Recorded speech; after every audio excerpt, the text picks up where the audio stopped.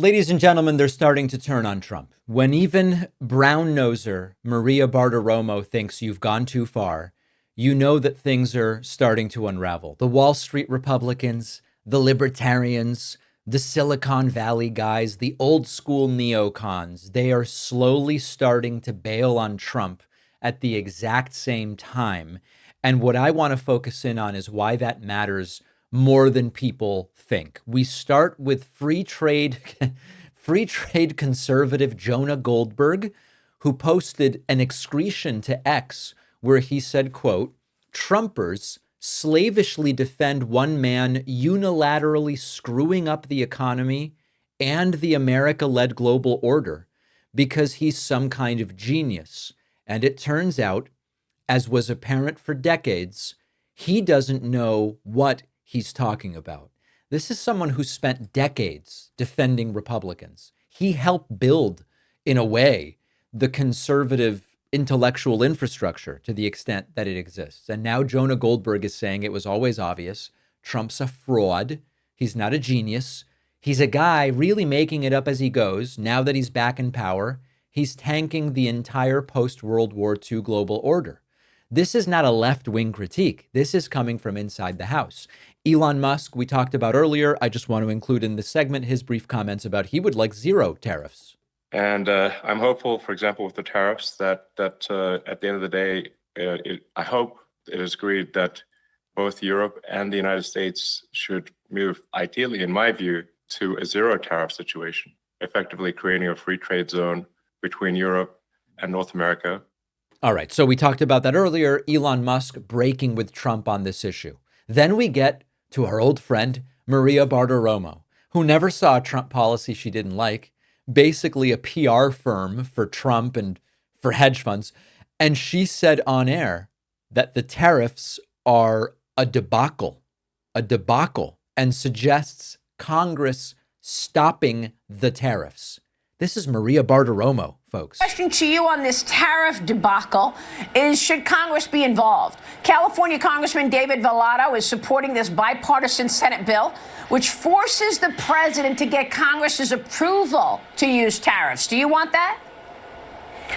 Well, I think being able to have input on these tariffs is extremely important. I think you're referencing the Grassley bill as well, where there's a number of senators who have signed on to that. I'm looking at it.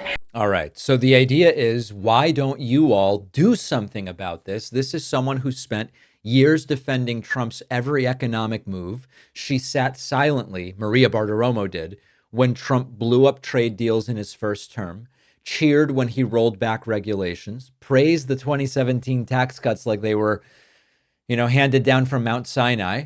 She's basically begging Paul Ryan to come back from retirement and stop what she sees as insanity. We then get to Rand Paul, Republican senator. We heard from him last week. I want to include this here as well. He doesn't want any of this. He thinks it's all a disaster. But on the tariffs in particular, on the idea of trade is proportional to wealth. The last 70 years of international trade has been an exponential curve upwards, and the last 70 years of prosperity has been upwards also. We are richer because of trade with Canada, and so is Canada. Whenever you trade with somebody, when an individual buys somebody else's product, it's mutually beneficial, or you wouldn't buy it. If the trade is voluntary, it's always beneficial. There is no Canada versus the U.S. The consumer wins when the price is the lowest price. All right. So he's not wrong, by the way, that tariffs are taxes. Tariffs are a form of economic planning.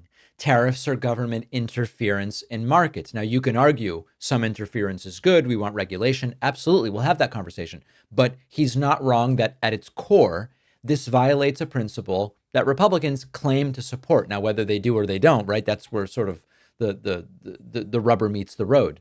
We then get to one of the most repulsive figures in American politics, Texas Senator Ted Cruz. Maybe the most calculating, principle-free opportunist in the Senate, I dare say, who will hold a Bible in one hand and a bag of Chinese donor cash in the other hand at the same time. Ted Cruz says these tariffs would be bad if they remain in place. So he's hedging a little bit and sort of saying, If these were to stay in place, that would be bad. Look, I think it is a mistake to assume that we will have high tariffs in perpetuity. I don't think that would be good economic policy. I am not a fan of tariffs. And the announcement yesterday, look, time is going to tell in the next month or two or three what happens. If the result of yesterday's announcement is a lot of our trading partners across the globe dramatically reduce the tariffs they charge on U.S. goods and services, and the consequence of that is the U.S. government dramatically cuts the tariffs that were announced yesterday, that would be a great outcome. That would be good for America. If the result is our trading partners jack up their tariffs and we have high tariffs everywhere, I think that is a bad outcome for America. Tariffs are a tax on consumers. So listen, Ted Cruz knows these tariffs are a disaster, but he knows also that this is completely radioactive politically, and he wants to stay on Donald Trump's good side because for Trump, loyalty is the only thing that matters. So you've got all sorts of folks that want out.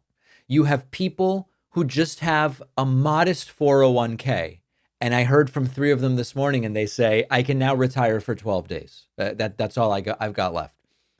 Sort of tongue in cheek, but the point is their modest 401ks are crashing. Trump's billionaire buddies, I don't think, are very happy, as they have significant holdings in the stock market as well. Libertarians are saying that this is a form of socialism and central planning. Media allies like Maria Bartiromo are starting to question, does this make sense, calling the tariffs a debacle? The donors are panicking. And the base is still out here mostly posting memes about gas prices. Okay, so the reason that this matters, as I kind of teased at the beginning, is that what will really determine the future path of this is whether the base starts bailing on Trump. I'm extraordinarily skeptical that it will, because they've not bailed on him over anything. And case in point, let's go to an analyst to tell us about tariffs next. After researching, writing, refining, The Echo Machine, my book, is finally out. This is not just a book about how American politics got so broken.